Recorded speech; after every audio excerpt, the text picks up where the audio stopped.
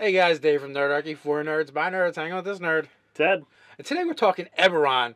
What is Arcane-punk?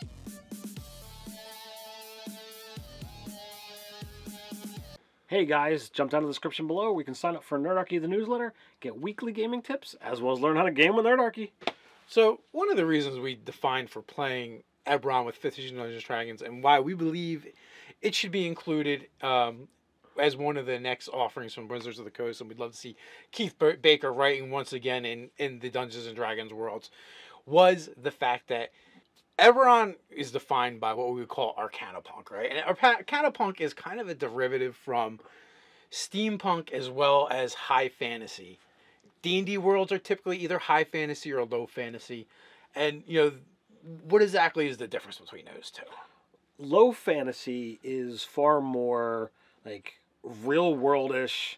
There might be some magic or whatnot in there, but it's typically you're not finding magic items all over the place.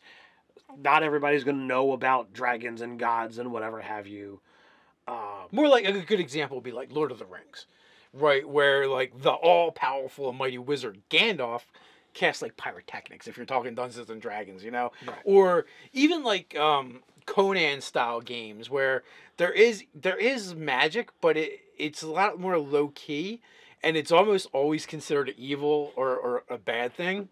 So there's like basically like the sandals and sorcery type games, which tend to be lower magic as well. They do some cool things, but it's not like your, I don't know, maybe Forgotten Realms type magic. So I did some research online because they tend to talk a lot better and more fluent than I do. So high fantasy is defined as a fantasy set in an alternative fictional secondary world rather than the real world or primary world. By contrast, low fantasy is characterized as being set in the primary or real world or a rational and familiar fictional world with the inclusion of magical elements. So, thank you, Wikipedia. Yeah. So I would classify Forgotten Realms as being, you know, it's closer to high magic than low magic. Yes. Or if you really want to go high magic and you know we're kind of going outside of Dungeons and Dragons, I'd be like Xanth. Xanth would definitely be high magic. Absolutely. Xanth, if you're familiar with the works of Piers Anthony, every single person in that world has a magical talent. And, you know, I recently heard that they're actually adapting Xanth into a movie and possible television show, which I'm kind of excited about. Xanth is actually what got me interested in novels. I started with a book called The Source of Magic, and I'm like, there's a griffin, there's a dragon, there's a guy with a sword. It's called The Source of Magic. How could this be anything but fantastic? Nicklepedes! That's all I remember, guys. That's all I remember. You just didn't want to fuck with the Nicklepedes. Well, yeah, if centipedes can be bad, how much worse is a Nicklepede? That's true. 5 times as worse, right? Exactly, and that's why I don't read Xanth. So, all right, but we're in Eberron. That's not really low magic or high magic. It's high magic in a sense. It's high magic on steroids. It is, but here's the real difference, and this is what makes it Arcane-punk. The thing that makes Steampunk is actually retro, futuristic technology and inventions, right? They're two oxymorons that don't even go well together. So Steampunk is a subgenre of fantasy that takes the 19th century technology and thinking set with futuristic designs. So you could say like, all right, this is back when copper and bronze are, you know, the huge metal, and you have things that are geared up by steam, and this whole thing about electricity, it just never took off. Yeah, so that's exactly it. So in Arcane-punk, the thing is that it's basically where technology is replaced by magic. Right. And that's the real difference, right? Because magic is very much used like magic in a high magic system or game or world. But in an Arcane-punk, it actually becomes this replacement for technology in the way it's used. And that's like the real difference. So you could have, as opposed to this big machine that has to rely on heating up and boiling water, well, I can now just literally put in a magic battery cell that operates this thing because it's fueled by magic, and I might either have to let that run out, or I can have, spell slots fuel this thing. So I feel like there's worlds that you would play in, and they're high fantasy, and they just play different than Eberron, where everything, all the commoners experience magic in their daily lives pretty much, especially if you're close to a metropolitan area, and they have larger metropolitan areas. You have printing presses that are run by magic, and it's instead of technology.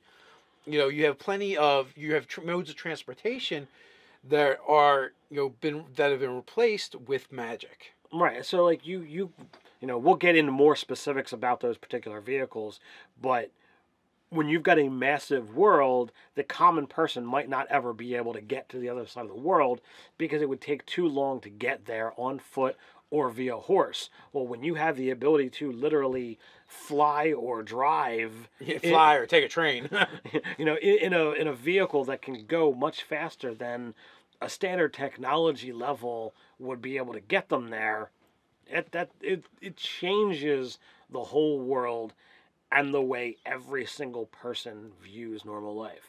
When you have the streets lit by magic every night, as opposed to someone having to go in, striking a torch, it changes the way people think and the way people do things. It's just really a lot of fun to play in. Yeah, so I want to say the biggest difference between Eberron and other high fantasy magic worlds is, in those other places, a lot of times it's the common people that still, they still aren't, their lives really aren't affected by that magic the way the heroes and adventurers are. They may be more aware and they've seen it, but in a world like Eberron, where it's Arcane-punk, they've literally touched it. They might even know the guy that's a mage, right, who's actually making this stuff happen. They may have, they have artificers that are kind of coming through their towns, even if they live in a backwater place, and repairing stuff as they go. That they've been experienced and exposed to the dragon marked houses that are pretty much everywhere and prevalent in all walks of life. Even if you're in a backwater rural town where nothing important's ever happened, you've probably seen something of magic that's, if nothing else, has gone through there. And if you're playing a low magic or even a high magic game, you can still find places where people don't like magic, where people don't believe in magic, where people think it's literally just something that's made up. Well, here, that's just not possible. Magic is real. It's there. It's ever present. And you can't replace a world like that with anything normal. I mean, a good portion of the population can just be born with magic tattoos. It is another thing. And that's the other thing, like you kind of touched on it a little bit, is the sense that you're not likely to run into people that are superstitious against magic, because magic has almost been elevated to technology in Eberron. So it's just a tool that people are familiar with. Some people can use it, some people can't.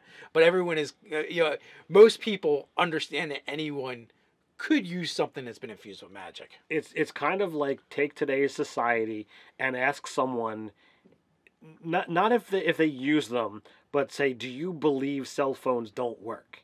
It's no one's going to say that. You see people on cell phones all the time. Well, take that kind of level, and that's magic in Eberron. I don't think I've ever seen you on a cell phone. You probably have. Witchcraft, witch. Well, I used a cell phone for a long time, thanks. So, guys, you let us know what you feel Arcane-punk is to you in the comments below. While you're at it, like, share, and subscribe. You can check us out over on nerdarchy.com. So, until next time, stay nerdy.